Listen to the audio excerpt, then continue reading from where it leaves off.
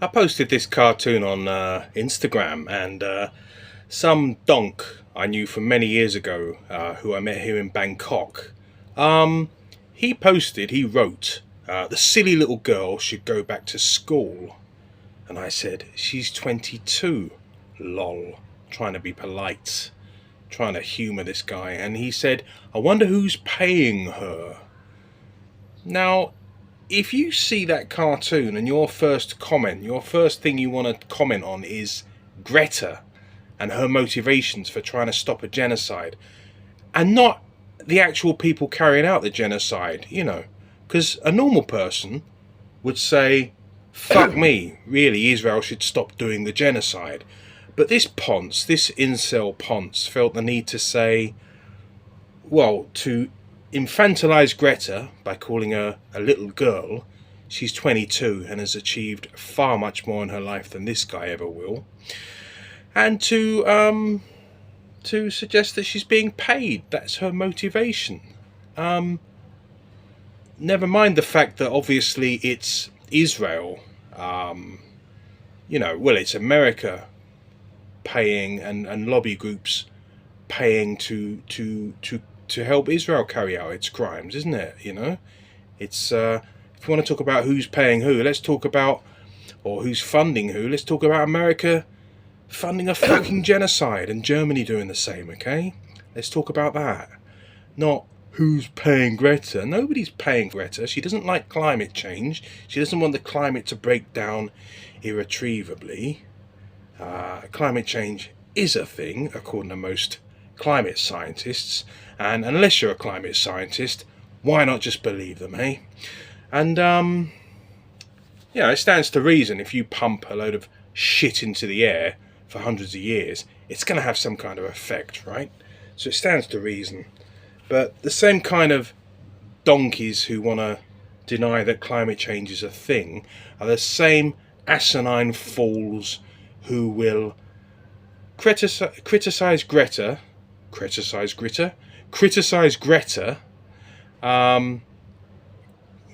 second guess her motives, and not call out Israel as a first priority, because really calling out Israel, who have killed, they say 52,000 or something. I wouldn't be surprised if it's 100, 150, 200,000 people at this point. Who knows how many people are underneath the rubble, right? Who knows? And who knows how many more people are going to die, because Israel has got this bullshit organization they've set up, pretending to the world that they're trying to feed Gazans, but really they're starving them.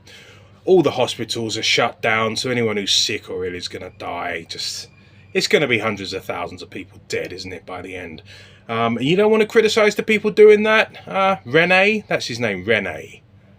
This guy called Rene from Belgium, this little prick. You don't want to criticize Israel for that, Rene? You want to criticize Greta Thunberg for opposing it? Well, screw you, mate.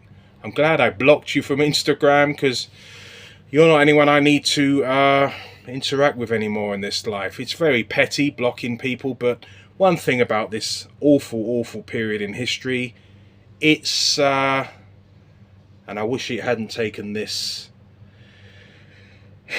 genocide, to use that word again, but we need to keep saying what it is. I wish it hadn't taken a genocide for me to know who's a cunt I don't need to talk with anymore, and who's an okay person. Certain people have had to go by the wayside, and I've made new friends who are better people, who oppose genocide and war crimes and starvation and the slaughter of children, because, as I was going to say a moment ago, of the 52,000 people slaughtered so far, which is estimated, 70% of them are thought to be women and children. If your first thought is to criticize Greta and not the people who did that, or to say Hamas, but Hamas, they're under the schools, but Hamas, they're in the hospitals. Well, as the comedian Bill Burr said, he talks a bit of sense. If somebody is holding a baby and they're trying to shoot you or stab you, he said stab you, I think, you don't punch the baby in the face, do you? You try and disarm them.